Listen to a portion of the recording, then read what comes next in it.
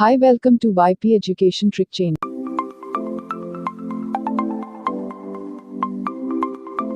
आप चैनल को सब्सक्राइब कर लें और बेल आइकॉन को प्रेस करें। आप हमारी वीडियो को लाइक, कमेंट और दोस्तों में शेयर करें। थैंक्स।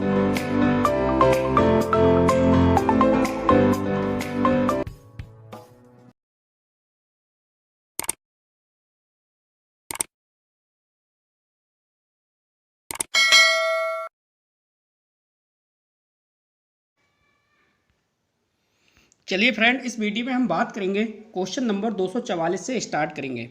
पिछली वीडियो में हमारा जो समापन हुआ था वो हुआ था 243 नंबर क्वेश्चन पे, हमने एंड करा था। तो इस वीडियो में हम 244 क्वेश्चन से स्टार्ट करेंगे। तो बेटे आपको बताना चाहेंगे कि आप हमारे चैनल पे नए हैं या अभी तक आपने हमारे चैनल को सब्सक्राइब नहीं करा है तो आप नीचे रेड कलर के सब्सक्राइब बटन पर क्लिक कर लें, बराबर में बेल आइकन की घंटी है उसको भी प्रेस कर लें। इससे क्या होगा कि जब भी हम वीडियो को अपलोड करेंगे तो बेटे उसका नोटिफिकेशन सबसे पहले आपके पास पहुँच जाएगा। अगर बेटे आपको हमारे व्हाट्सएप नंबर से जुड़ना है तो हमारा व्हाट्सएप नंबर है 8650415957। इस नंबर से आप संपर्क कर सकते हैं और बेटे यूपी कैडेट के संपूर्ण नोट्स प्लस वीडियो आप प्राप्त भी कर सकते हैं। तो बेटे चलते हैं अब आगे की ओर, आज की वीडियो करते हैं स्टार्ट। क्वेश्चन नंबर 244 बेटे ये कह रहा है कि प्लाज्मा के अंदर एक विशेष तरह की प्रोटीन जो आक्रमणकारी बैक्टीरिया के विरुद्ध कार्य करता है कहलाता है, क्या कहलाता है? ए ऑप्शन है एंटीबॉडी, बी ऑप्शन है एंटीजन, सी ऑप्शन है ल्यूकोसाइट्स और डी ऑप्शन है हीमोग्लोबिन। तो जल्दी से कमेंट करिए 244 का करेक्ट आंसर क्या होगा। क्वेश्चन नंबर 244 जल्दी से कमेंट करिए, इसका राइट आंसर क्या होगा। तो बेटे इसमें हो जाएगा ए ऑप्शन बिल्कुल सही, एंटीबॉडी। क्लियर। नेक्स्ट क्वेश्चन बेटे, पिछली वीडियो में एक क्वेश्चन हम बात कर रहे हैं, एक क्वेश्चन रॉन्ग हो गया था। क्वेश्चन कह रहा था, पिछली वीडियो में कोई एक क्वेश्चन था कि जो नर मच्छर है, नर मच्छर, ये नर मच्छर कब काटता है? तो उसमें ऑप्शन था दिन में काटता है, रात में काटता है, नहीं काटता है या उपरोक्त सभी। तो आपको इसका जो आंसर है वो बता दें। जो नर मच्छर होता है बेटा ये नहीं काटता है, तो उसका जो राइट आंसर होना चाहिए था वो होना चाहिए था नहीं काटता है। ये नर मच्छर नहीं काटता है, इसका आंसर ये आपको ध्यान रखना है। लेकिन हमने उसमें पिछली वाली वीडियो में आपको बताया था कि रात्रि में काटता है, तो आपको ध्यान रखना है नर मच्छर नहीं काटता है। नेक्स्ट 245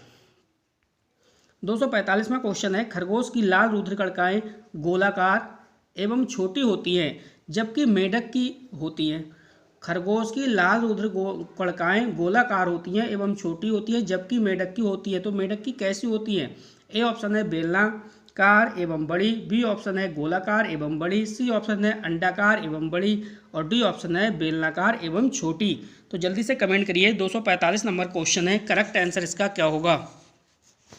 अगर हम इसके करेक्ट आंसर की बात करें तो बेटे जो मेढक है, मेढक की हो जाएगी अंडाकार एवं बड़ी। सी ऑप्शन हमारा बिल्कुल राइट हो जाएगा। Next question number 246। अगला क्वेश्चन समझिए, लसका कॉमा रुधिर से भिन्न है। लसका जो है वो रुधिर से भिन्न है, किस कारण से भिन्न है? ए ऑप्शन है लाल रुद्राणु उपस्थित होते हैं इसमें, बी ऑप्शन है श्वेत रुद्राणु, सी ऑप्शन है जल की अधिक मात्रा, डी ऑप्शन है प्लेटलेट्स जो होती है वो एब्सेंट होती है। तो बताइए 246 का करेक्ट आंसर क्या होगा। लसका कॉमा रुधिर से भिन्न है, तो ए ऑप्शन बिल्कुल सही हो जाएगा। लाल रुधिर जो रुद्राणु होते हैं वो अनुपस्थित होते हैं, लाल रुद्राणु अनुपस्थित। नेक्स्ट क्वेश्चन, अगला क्वेश्चन कह रहा है, जब एडीएच की मात्रा कम होती है तो मूत्र विसर्जन की दर यथावत रहेगी या फिर अधिक होती है या कम होती है या इनमें से कोई नहीं। 247 का करेक्ट आंसर आपको बताना है। जब एडीएच की मात्रा कम होती है तो मूत्र विसर्जन की दर 247 की अगर हम बात करें तो बी ऑप्शन बिल्कुल राइट हो जाएगा। कैसी होती है? अधिक होती है।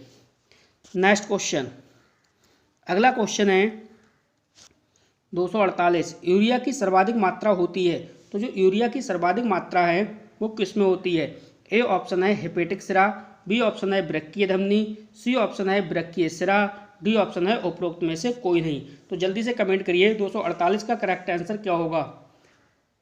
बेटे वीडियो अगर आपको पसंद आती है तो प्लीज़ वीडियो को लाइक करिए, वीडियो की लिंक को अपने सभी दोस्तों में शेयर कर दीजिए ताकि हर बच्चा घर बैठे अपनी अच्छे से तैयारी कर सके। Question number 248। अगर 248 नंबर क्वेश्चन की हम बात करें, कह रहा था कि यूरिया की सर्वाधिक मात्रा होती है हेपेटिक सिरा में, ए ऑप्शन बिल्कुल सही हो जाएगा। नेक्स्ट क्वेश्चन, अगला बेटा क्वेश्चन है इसमें, पोलियो के संक्रमण से हमारे शरीर में कौन सा अंग प्रभावित होता है। पोलियो अगर संक्रमण होता है तो उससे हमारी बॉडी के अंदर कौन सा अंग है जो प्रभावित होता है। ए ऑप्शन है छोटी आंत, बी ऑप्शन है अमाशय, सी ऑप्शन है फेफड़ा, डी ऑप्शन है मेरुदंड। तो जल्दी से कमेंट करिए करेक्ट आंसर इसका क्या होगा। अगर पोलियो से संक्रमण होता है ना बॉडी के अंदर, तो बेटे अगर हम अंग की बात करें तो मेरुदंड, यानी डी ऑप्शन बिल्कुल सही है। Next question, question number 250। Question कह रहा है कि रेबीज के विषाणु के आकार होते हैं, जो रेबीज का विषाणु है उसका आकार कैसा होता है। ए ऑप्शन है सर्पिल, बी ऑप्शन है गोल, सी ऑप्शन है वर्गाकार, डी ऑप्शन है गोली नुमा। तो जल्दी से कमेंट करिए इसका करेक्ट आंसर क्या होगा। रेबीज का विषाणु है तो रेबीज के जो विषाणु है उसका आकार होता है बेटा गोली नुमा। डी ऑप्शन बिल्कुल इसका राइट हो जाएगा। नेक्स्ट क्वेश्चन, अगला क्वेश्चन कह रहा है 251 नंबर क्वेश्चन है कि एक जनक से वंशागत प्राप्त क्रोमोसोम के पूरे समूह एन को क्या कहते हैं। समूह यानी एन को क्या कहते हैं। ए ऑप्शन है एलिल, बी ऑप्शन है जीन, सी ऑप्शन है जीनोम, डी ऑप्शन है बहुल एलिल। 251 का करेक्ट आंसर बताना है। एक जनक से वंशागत प्राप्त क्रोमोसोम के पूरे समूह को क्या कहते हैं, तो कहते हैं जीनोम। सी ऑप्शन इसका बिल्कुल राइट है। Next question, question number 252। अगला क्वेश्चन कह रहा है कि विटामिन डी की कमी से कौन सा रोग होता है। तो ये तो प्रत्येक बच्चे को रटा होना चाहिए, काफ़ी अच्छा क्वेश्चन है। विटामिन डी की कमी से होता है सूखा रोग, ठीक है। इसके बाद अगर हम आयोडीन की बात करें तो आयोडीन की कमी से होता है घेंगा रोग। नेक्स्ट क्वेश्चन, अगला क्वेश्चन समझिए। क्वेश्चन कह रहा है एक माता एवं उसके बच्चे का रक्त समूह ओ है तो पिता का रक्त समूह क्या हो सकता है। ए ऑप्शन है ए या बी, बी ऑप्शन है ए या बी या ओ, सी ऑप्शन है ए बी, डी ऑप्शन है ओ। क्वेश्चन को आप अच्छे से समझ लीजिए। एक माता एवं उसके बच्चे का रक्त समूह क्या है, ओ है, तो पिता का रक्त समूह क्या हो सकता है। जल्दी से कमेंट करिए, जल्दी से बेटे कमेंट करिए 253 का करेक्ट आंसर क्या होगा। अगर हम करेक्ट आंसर की बात करें तो बेटे ए या बी या ओ, बी वाला ऑप्शन बिल्कुल राइट है। Next question, question number 254 question को समझिए। देखो स्तंभ ए है और इधर स्तंभ बी है, इनमें से कह रहा है सही उत्तर ज्ञात कीजिए। सही उत्तर ज्ञात कीजिए इसका मतलब मिलान करके फिर उत्तर आपको ज्ञात करना है। तो देखो अगर हम बात करें रेबीज की, 254 वाला क्वेश्चन है, अगर हम बात करें रेबीज की तो रेबीज को आप किससे मिलाओगे। देखो रेबीज जो होता है वो होता है वायरस से, पहले का हो जाएगा बी। अगर हम अमीबी पेचिस की बात करें तो जो अमीबी पेचिस होती है वो होती है प्रोटोजोआ से। नेक्स्ट है कुष्ठ रोग, तो कुष्ठ रोग की बात करें ये बैक्टीरिया के माध्यम से होता है। अगर हम दाद की बात करें तो दाद एक फंजाई है, फंगल है। तो इस प्रकार से देखिए पहले का बी, तो पहले का बी देखिए किस में मिल रहा है, पहले वाले ही ऑप्शन में मिल रहा है, पहले का बी। फिर देखिए ये दूसरे का है तो दूसरे का क्या है डी, तो यहाँ पे देखिए दूसरे का डी है। फिर तीसरे का ए है तो इसमें देखिए तीसरे का ए है। फिर चौथे का देखिए क्या मिलाया हमने सी, तो चौथे का सी, यानी जो पहला वाला ऑप्शन है ये राइट है। आपको भी ये इसमें ये ध्यान रखना है कि रेबीज वायरस से होता है, अमीबी पेचिस प्रोटोजोआ से होती है, कुष्ठ है बैक्टीरिया से, दाद है फंजाई से। तो बेटे चलते हैं आगे की ओर। वीडियो को अभी तक आपने लाइक नहीं करा तो प्लीज़ वीडियो को लाइक कर दीजिए और वीडियो की लिंक को अपने सभी ग्रुप में सभी दोस्तों को शेयर भी कर दीजिए। नेक्स्ट क्वेश्चन है 255 नंबर। इस क्वेश्चन को समझिए। विटामिन डी के विषाक्तीकरण में क्या होता है। ए ऑप्शन है सीरम में कैल्शियम ज़्यादा मूत्र में समान हो जाता है, सीरम तथा मूत्र दोनों में कैल्शियम बढ़ जाता है।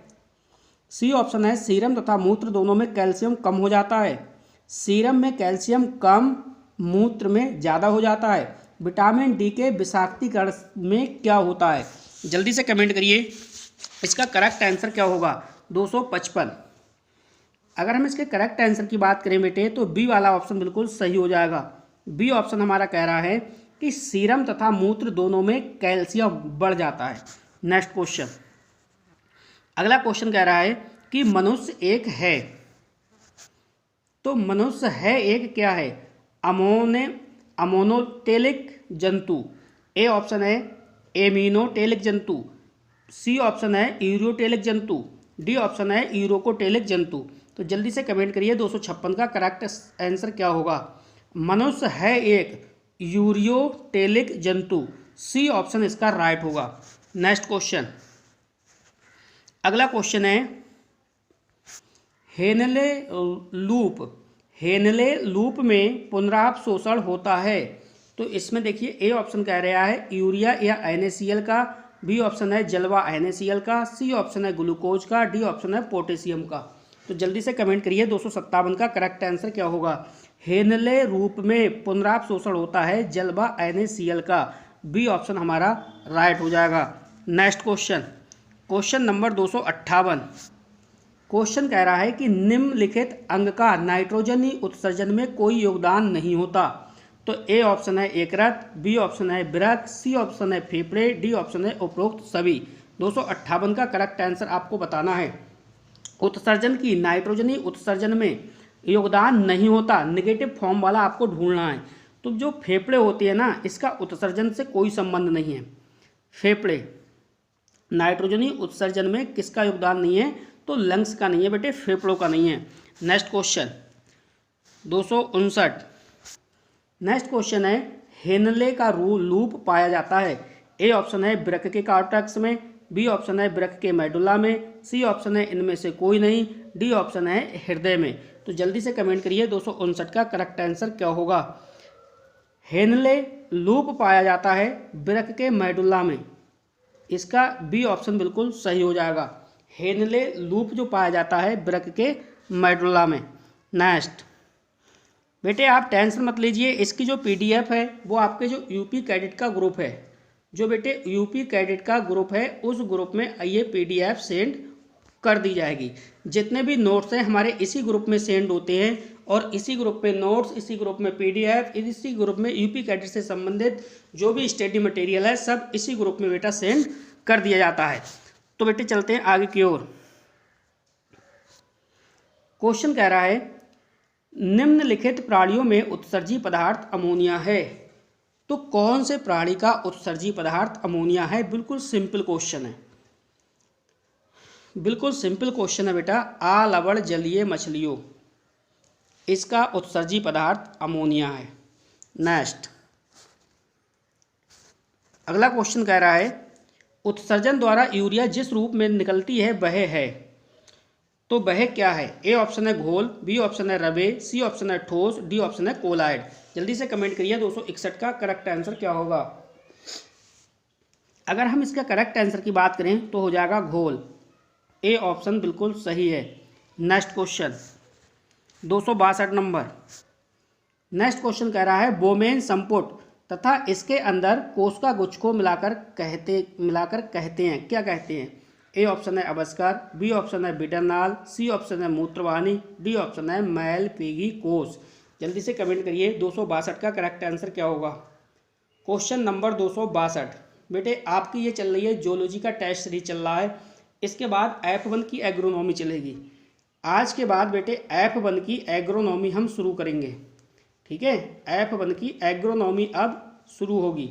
F2 की हमने एग्रोनॉमी समाप्त कर दी, F2 की एग्रोनॉमी हो गई एंड, और आज इस टेस्ट सीरीज के साथ F2 की जूलॉजी भी एंड हो गई, ठीक है? यूपी कैडेट के लिए अभी 2 सब्जेक्ट कंप्लीट हुए हैं मात्र, F2 की AG, वो F2 की AG का आपका जूलॉजी और F2 AG का एग्रोनॉमी। और अब चलेगा बेटा जो कल से चलेगी हमारी क्लास F1 की एग्रोनॉमी चलेगी। तो बेटे चलते हैं नेक्स्ट क्वेश्चन की ओर। 262 का करेक्ट आंसर आपने बता दिया, कमेंट करिए। इसका करेक्ट आंसर हो जाएगा अबस्कर। Next question 263। क्वेश्चन कह रहा है स्तनियों में अंडों में पीतक होता है, अधिक मात्रा में, बहुत थोड़ी मात्रा में, इनमें से कोई नहीं, बिल्कुल नहीं। 263 का करेक्ट आंसर बताइए। स्तनियों के अंडों की बात कर रहा है, इसमें योल को होता है तो बहुत थोड़ी मात्रा में।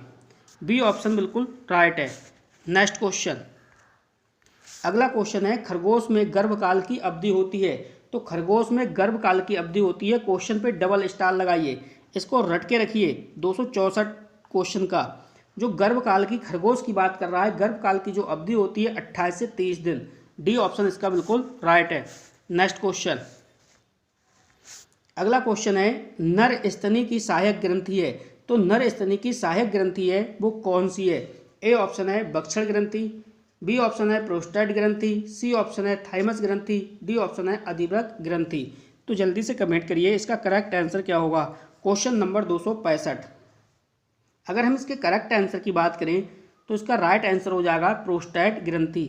बी ऑप्शन बिल्कुल सही है। नेक्स्ट क्वेश्चन, इस क्वेश्चन को समझिए। निषेचित अंडाणु को कहते हैं। तो बेटे निषेचित अंडाणु को हम क्या कहते हैं? Question number 266। ए ऑप्शन है युग्मक, बी ऑप्शन है भ्रूण, सी ऑप्शन है युग्मनज और डी ऑप्शन है इनमें से कोई नहीं। निषेचित अंडाणु को हम क्या कहते हैं? अगर हम निषेचित अंडाणु की बात करें तो युग्मनज कहलाएगा। सी ऑप्शन बिल्कुल राइट है। Next question 267। क्वेश्चन कह रहा है बच्चे के जन्म के बाद निम्नलिखित हार्मोन दुग्ध स्त्रावन के लिए उत्तरदायी होता है। ए ऑप्शन है प्रोजेस्टेरॉन, बी ऑप्शन है ऑक्सीटोसिन, सी ऑप्शन है प्रोलैक्टिन और डी ऑप्शन है एस्ट्रोजन। जल्दी से कमेंट करिए इसका करेक्ट आंसर क्या होगा। बच्चे के जन्म के बाद निम्नलिखित हार्मोन्स दुग्ध स्त्रावत के लिए जो उत्तरदायी होता है वो है बेटा ऑक्सीटोसिन। बी ऑप्शन बिल्कुल राइट हो जाएगा। नेक्स्ट क्वेश्चन, अगला क्वेश्चन है इसमें कि खरगोश में निषेचन होता है। तो खरगोश में निषेचन है वो किस टाइप से होता है? मोनोएंट्रिक, ए ऑप्शन है मोनोएंट्री, बी ऑप्शन है पॉलीएंट्री, सी ऑप्शन है मोनोगैमी, सी ऑप्शन है पॉलीगैमी। तो जल्दी से कमेंट करिए 268 का करेक्ट आंसर क्या होगा। खरगोश में निषेचन होता है तो इसका डी ऑप्शन बिल्कुल सही हो जाएगा, पोलोगैमी। तो बेटे चलते हैं हम नेक्स्ट क्वेश्चन की ओर, देखते हैं अगला क्वेश्चन हमारा क्या है। चलिए बेटे इस क्वेश्चन को आप समझिए। कह रहा है निम्नलिखित ग्रंथि केवल नर खरगोश में होती है। तो कौन सी ग्रंथि है जो केवल नर खरगोश में होती है? ए ऑप्शन है कॉपर ग्रंथि, बी ऑप्शन है पेरिनियल ग्रंथि, सी ऑप्शन है तेल ग्रंथि और डी ऑप्शन है बार्थोलिन ग्रंथि। तो जल्दी से बेटे कमेंट करिए 269 का करेक्ट आंसर क्या होगा। तो निम्नलिखित ग्रंथि केवल नर खरगोश में होती है कॉपर ग्रंथि, काउपर ग्रंथि। ए ऑप्शन बिल्कुल सही है। अगला क्वेश्चन के स्टार लगाइए बेटे। पेपोक्रेस्टेटस वैज्ञानिक नाम है किसका? ये आपको पता होना चाहिए क्योंकि यूपी बोर्ड के एग्जाम में भी आपसे पूछा जा सकता है। तो जो पेपोक्रेस्टेटस जो वैज्ञानिक नाम है ये है बेटा मोर का। ठीक है, राष्ट्रीय पक्षी आपका क्या है? मोर। नेक्स्ट क्वेश्चन, अगला क्वेश्चन समझिए आप। मैसूर राज्य में चंदन के बीजों का प्रकीर्णन कौन करता है? जो मैसूर राज्य है इस राज्य में जो चंदन के बीजों का प्रकीर्णन है वो कौन करता है? ए ऑप्शन है ओरियोल, बी ऑप्शन है बुलबुल, सी ऑप्शन है गिलहरी, डी ऑप्शन है कीवी। तो जल्दी से कमेंट करिए इसका करेक्ट आंसर क्या होगा। Question number 271। अगर हम 271 के करेक्ट आंसर की बात करें तो हमारा आंसर हो जाएगा बुलबुल। नेक्स्ट क्वेश्चन 272 क्वेश्चन पे बेटे डबल स्टार लगाइए, वेरी वेरी इंपॉर्टेंट क्वेश्चन है, काफ़ी बार एग्जाम में ये पूछा गया है।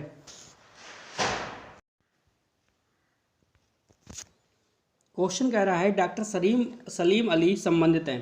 ए ऑप्शन है मत्स्य विज्ञान से, बी ऑप्शन है अकार्की से, सी ऑप्शन है ऑरियंथोलॉजी से, डी ऑप्शन है मायोलॉजी से। तो जल्दी से कमेंट करिए 272 का करेक्ट आंसर क्या होगा। अगर हम 272 नंबर की क्वेश्चन की बात करें तो ऑर्निथोलॉजी। ये अगर इस टाइप से ऑप्शन ना मिले तो आपसे ऑप्शन इस प्रकार से भी पूछा जा सकता है, ये पक्षियों से संबंधित हैं, पक्षियों से रिलेटेड हैं। कौन? डॉक्टर सलीम अली।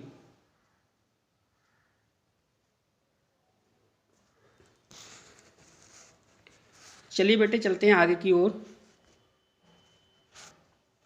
अगला क्वेश्चन है, वे जंतु जिनके चूजे अंडे से निकलने के तुरंत बाद चलना फिरना शुरू कर देते हैं कहलाते हैं, क्या कहलाते हैं? ए ऑप्शन है निडिफूगस, बी ऑप्शन है निपगियन, सी ऑप्शन है निडिकोलस, डी ऑप्शन है मूविंग। जल्दी से कमेंट करिए 273 का करेक्ट आंसर क्या होगा। वे जंतु जिनके चूजे से निकलने के बाद चलना फिरना बंद कर देते हैं, तो ए ऑप्शन बिल्कुल राइट हो जाएगा, निडिफ्यूगस। नेक्स्ट क्वेश्चन, शुतुरमुर्ग के पैर में अंगुलियां होती हैं। जो शुतुरमुर्ग है इसके पैर में अंगुलियां कितनी होती हैं? ए ऑप्शन है 4, बी ऑप्शन है 2, सी ऑप्शन है 8 और डी ऑप्शन है 6। जल्दी से कमेंट करिए इसका करेक्ट आंसर क्या होगा। शुतुरमुर्ग के पैर की उंगलियों की बात करें तो उसमें होती हैं 2, बी ऑप्शन बिल्कुल सही है। नेक्स्ट क्वेश्चन, अगला क्वेश्चन कह रहा है कि निम्नलिखित में से मादा अंडा देती है। ए ऑप्शन है चमगादड़, बी ऑप्शन है चीता, सी ऑप्शन है शुतुरमुर्ग, डी ऑप्शन है उपरोक्त सभी।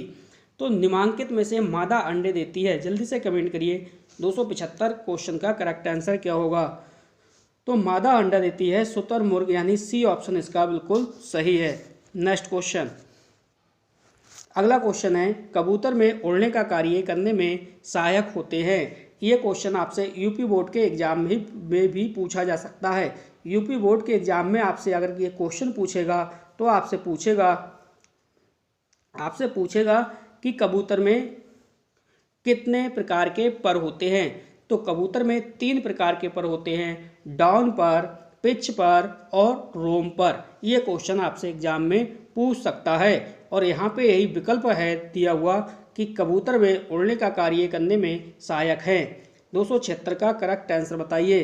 तो बी ऑप्शन इसका बिल्कुल सही हो जाएगा, contour pitch. Next question, question number 277, यूडीनोमिस स्कोलोपेसियस वैज्ञानिक नाम है। यूडोनोमिस स्कोलोपेसियस वैज्ञानिक नाम है किसका? ए ऑप्शन है कौवा का, बी ऑप्शन है मोर का, सी ऑप्शन है कोयल, डी ऑप्शन है सारस। जल्दी से कमेंट करिए इसका करेक्ट आंसर क्या होगा। 277, यूडीनोमिस स्कोलोपेसियस नाम है कोयल का। अब यहाँ पे देखिए एक क्वेश्चन आपको और समझना है। क्वेश्चन आपको ये समझना है, आपसे पूछा जाएगा कि आप ये बताओ आपका राजकीय पक्षी कौन सा है।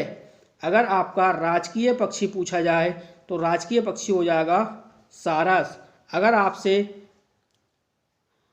राष्ट्रीय पक्षी पूछा जाए तो राष्ट्रीय पक्षी हो जाएगा आपका मोर।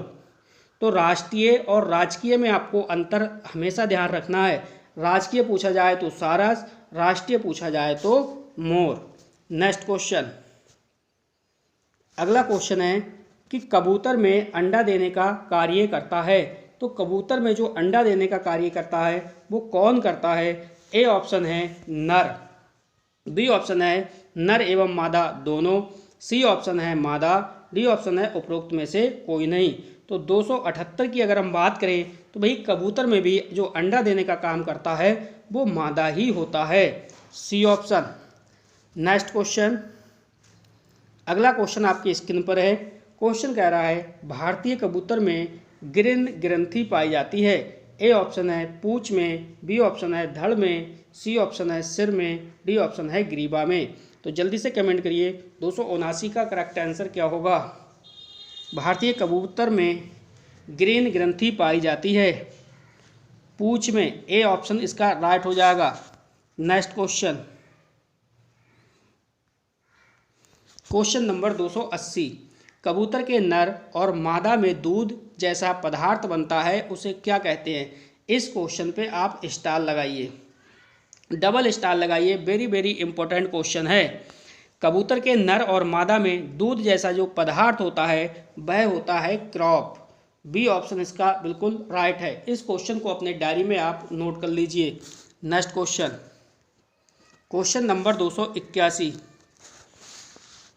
क्वेश्चन कह रहा है कि कबूतर में आँखों की सुरक्षा होती है। तो जो कबूतर में आँखों की सुरक्षा होती है, ए ऑप्शन है निमेशक पटल द्वारा, बी ऑप्शन है पलकों द्वारा, सी ऑप्शन है उपरोक्त दोनों के द्वारा, डी ऑप्शन है इनमें से कोई नहीं। तो जल्दी से कमेंट करिए इसका करेक्ट आंसर क्या होगा। कबूतर में आँखों की सुरक्षा करती है, तो बेटे निमेशक पटल द्वारा भी और पलकों द्वारा भी। इसका मतलब हमारा राइट आंसर हो जाएगा उपरोक्त दोनों। नेक्स्ट क्वेश्चन, अगला क्वेश्चन देखिए आपकी स्क्रीन पर है। क्वेश्चन कह रहा है सीरी कबूतर में पाई जाती है। ए ऑप्शन है जो सीरी है वो कबूतर में पाई जाती है कहाँ पे? ए ऑप्शन है धड़ में, बी ऑप्शन है पूंछ में, सी ऑप्शन है ग्रीवा में, डी ऑप्शन है सिर में। 282 का करेक्ट आंसर आपको बताना है। तो अगर हम सीरी की बात करें, देखो आपको इसकी ट्रिक याद रखना है, सा से सीरी और सा से सीरी ध्यान रखना है और सा से ही सिर ध्यान रखना है। तो सीरी का संबंध सीधे सीधे सिर से है। सीरी कहाँ पाई जाती है? सिर में। डी ऑप्शन बिल्कुल सही है। नेक्स्ट क्वेश्चन, कोलंबा लीबिया का जंतु वैज्ञानिक नाम बताइए। जो कोलंबा लीबिया है वो जंतु वैज्ञानिक नाम है किसका? क्या वो कबूतर का है या फिर कौवा का है या तोता का या फिर चील का? तो इस पर भी स्टार लगाइए। यूपी बोर्ड के एग्जाम से ये भी क्वेश्चन बहुत बेहतरीन क्वेश्चन है। कोलंबा जो लीबिया जंतु वैज्ञानिक नाम है, इसका करेक्ट आंसर हो जाएगा कबूतर का। कबूतर का जो वैज्ञानिक नाम है वो है Columba Libya. Next question, question कह रहा है 284 सर्वदाता रक्त समूह है। तो इसका तो बिल्कुल सिंपल क्वेश्चन है ये। इसका तो आपको पता होगा, जो सर्वदाता है वो ओ कहलाता है और जो सर्वग्राही होता है, कौन सा? सर्वग्राही। तो बेटे जो सर्वग्राही होता है वो ए बी रुधिर वर्ग का व्यक्ति होता है। ठीक है, चलते हैं बेटे नेक्स्ट क्वेश्चन की ओर। चलिए बेटे नेक्स्ट क्वेश्चन समझिए। इस क्वेश्चन पे 285 पे भी डबल स्टार लगाइए। वेरी वेरी इंपॉर्टेंट क्वेश्चन है। रक्त समूह की खोज की है।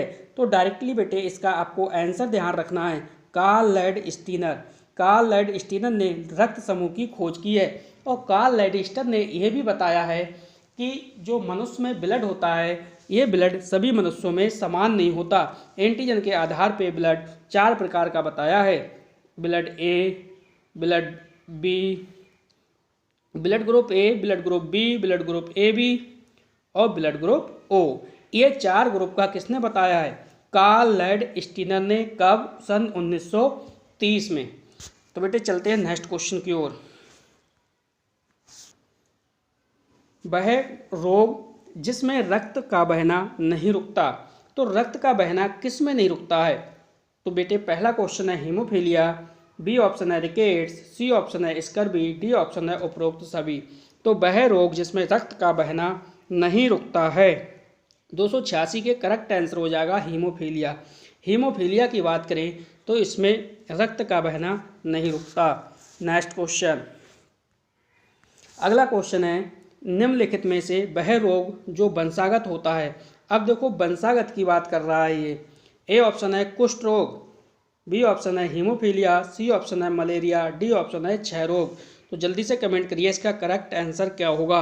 वंशागत, तो देखो कुष्ठ रोग वंशागत नहीं होता, ये बैक्टीरिया से होता है। क्षय रोग भी बैक्टीरिया से होता है, मलेरिया मच्छर के काटने से। तो जो हीमोफीलिया है ये वंशागत होती है। बी ऑप्शन बिल्कुल सही है। नेक्स्ट क्वेश्चन, अगला क्वेश्चन आपकी स्क्रीन पर है रुधिर वर्ग निर्धारित किए जाते हैं। तो रुधिर वर्ग है वो किस प्रकार से निर्धारित किए जाते हैं?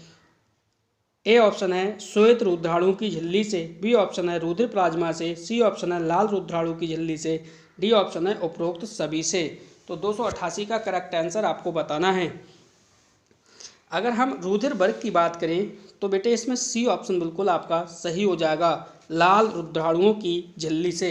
बेटे अभी तक आपने वीडियो को लाइक नहीं करा तो प्लीज़ वीडियो को लाइक कर दीजिए। इससे क्या होता है कि हमें पता चल जाता है कि हमारा जो वीडियो बना रहे हैं, जो हम आपको पढ़ा रहे हैं वो हमारे बच्चों को कितना समझ में आ रहा है। अगर आपको समझ में आ रहा है तभी तो बेटे हम आपको अच्छा पढ़ा पाएंगे, और जब आपको समझ में ही नहीं आएगा जब तो हम बेटे आपको पढ़ा के क्या करेंगे फिर। तो इसलिए आप हमें इन्फॉर्मेशन देते रहिए, चाहे तो आप कमेंट करिए या फिर आप वीडियो को लाइक करिए। ज़्यादा से ज़्यादा वीडियो को लाइक करोगे तो हम भी मोटिवेट होंगे बेटे आपके लिए वीडियो बनाने के लिए। अच्छी वीडियो लेके आएंगे। अगला क्वेश्चन है देखिए, मेंडेल ने आनुवांशिकता की अवधारणा बताने के लिए जिस पौधे का संकलन कराया था वह है। तो आपको पता है कि जो ग्रेगर जॉन मेंडेल है, इन ग्रेगर जॉन मेंडेल को आनुवांशिकी का जनक कहा जाता है। तो आपको ये ध्यान रखना है, क्वेश्चन पूछेगा कि आनुवांशिकी का जनक किससे कहा जाता है। तो अनुवांशिकी का जनक कहा जाता है बेटे ग्रेगर जॉन मेंडेल को। ग्रेगर जॉन मेंडेल ने अपना प्रयोग मटर के पौधे पर किया था। किस पे किया था? मटर के पौधे पर। और मटर का जो वैज्ञानिक नाम होता है बेटा वो पाइसम सटाइवम होता है। क्या होता है? Pisum sativum. और मेंडेल ने ही 3 नियम दिए हैं: पृथक्करण का नियम, स्वतंत्र अभ्यूहन का नियम और प्रभावितता का नियम। नेक्स्ट क्वेश्चन 290 नंबर क्वेश्चन। अर्धसूत्री विभाजन के अंतर्गत गुणसूत्रों के मार्तक और पैतक गुणसूत्रों में आदान प्रदान क्या कहलाता है? 290 का करेक्ट आंसर क्या होगा?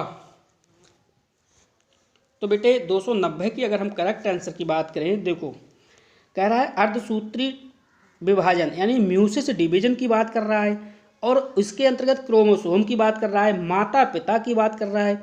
गुणसूत्रों में आदान प्रदान क्या कहलाता है? तो क्या कहलाएगा आदान प्रदान? Crossing over. ठीक है, बी ऑप्शन बिल्कुल सही है। अब देखो इससे संबंधित थोड़ी सी नॉलेज आप और ले लो। क्वेश्चन आपसे पूछेगा ये क्रॉसिंग ओवर है ना, ये क्रॉसिंग ओवर की क्रिया कहाँ पर होती है? तो आपका आंसर हो जाएगा ये होती है म्यूसिस डिवीजन में। किसमें?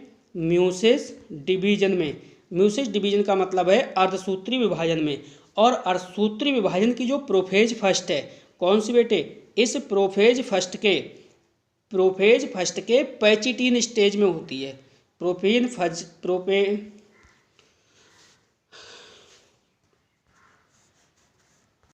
तो बेटे आपने क्या समझा? आपने समझा, आपसे मैंने ये कहा था कि जो क्रॉसिंग ओवर है, क्रॉसिंग ओवर की क्रिया कहाँ होती है, इस प्रकार से भी आपसे क्वेश्चन पूछा जा सकता है। तो मैंने आपको बताया जो म्यूसिस डिवीजन है यानी जो अर्धसूत्री विभाजन है, अर्धसूत्री विभाजन की जो प्रोफेज फर्स्ट स्टेज है, इस प्रोफेज फर्स्ट स्टेज की 5 सब यूनिट होती हैं। कौन कौन सी? Leptotene, zygotene, pachytene, diakinesis, diplotene.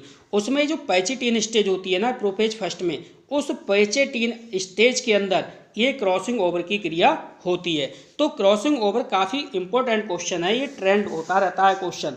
तो बेटे इससे संबंधित क्वेश्चन आपसे पूछा जा सकता है। Next question, question number 291। Question कह रहा है कि अर्धसूत्री विभाजन में गुणसूत्र टेट्रावैलेंट होते हैं।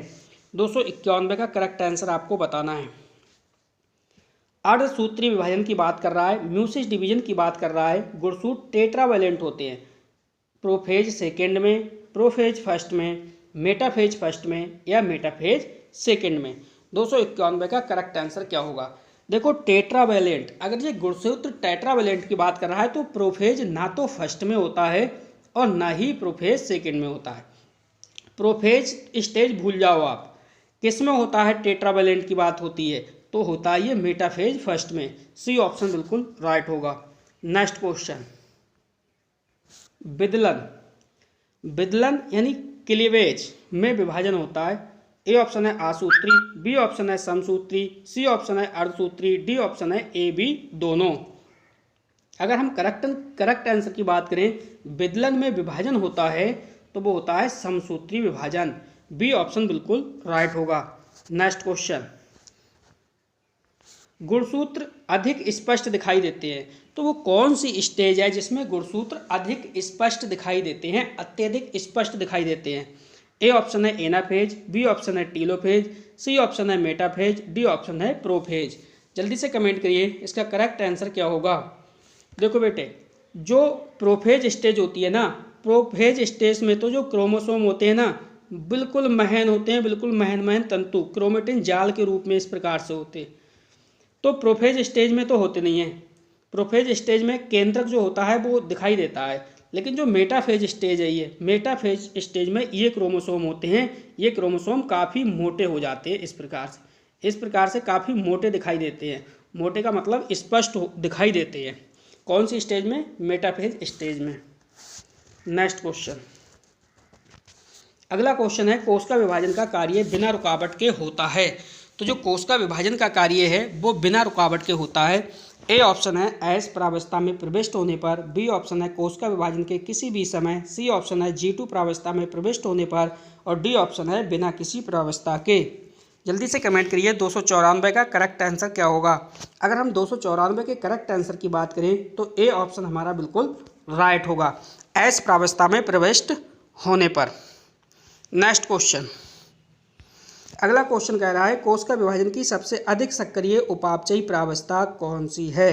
ए ऑप्शन है अंत्यावस्था, बी ऑप्शन है पूर्वावस्था, सी ऑप्शन है विभाजनांतराल प्रावस्था, डी ऑप्शन है पश्चिमावस्था। जल्दी से कमेंट करिए 295 का करेक्ट आंसर क्या होगा। कोशिका विभाजन की सबसे अधिक सक्रिय उपापचयी प्रावस्था कौन सी है। तो अगर हम इसके करेक्ट आंसर की बात करें तो सी ऑप्शन बिल्कुल राइट होगा। नेक्स्ट क्वेश्चन, अगला क्वेश्चन है 296 नंबर, सूत्री विभाजनीय तर्कु में मुख्य प्रोटीन होती है। ए ऑप्शन है ट्यूबुलिन, बी ऑप्शन है ट्राइपोमायोसिन, सी ऑप्शन है मायोसिन, डी ऑप्शन है डाइनिन। जल्दी से कमेंट करिए 296 का करेक्ट आंसर क्या होगा। सूत्री विभाजनीय तर्कु में मुख्य प्रोटीन जो होती है वो ट्यूबुलिन। ए ऑप्शन इसका बिल्कुल राइट होगा। तो बेटे आज की अगर हम बात करें तो आज हमने देखो F2 की एग्रोनॉमी, F2 की एग्रोनॉमी प्लस F2 की जूलॉजी, F2 की जूलॉजी। बेटे हमने आपको यूपी कैडेट वाले ग्रुप में F2 के पहले नोट्स हमने सारे सेंड कर दिए। नोट्स के साथ साथ में हमने जो टेस्ट सीरीज लगाई थी वो सारी टेस्ट सीरीज भी आपको सेंड कर दी। F2 की हमने जूलॉजी भी आपके ग्रुप में कंप्लीट सेंड कर दी है और इसके साथ साथ ऑब्जेक्ट टेस्ट सीरीज भी सेंड कर दी जाएगी।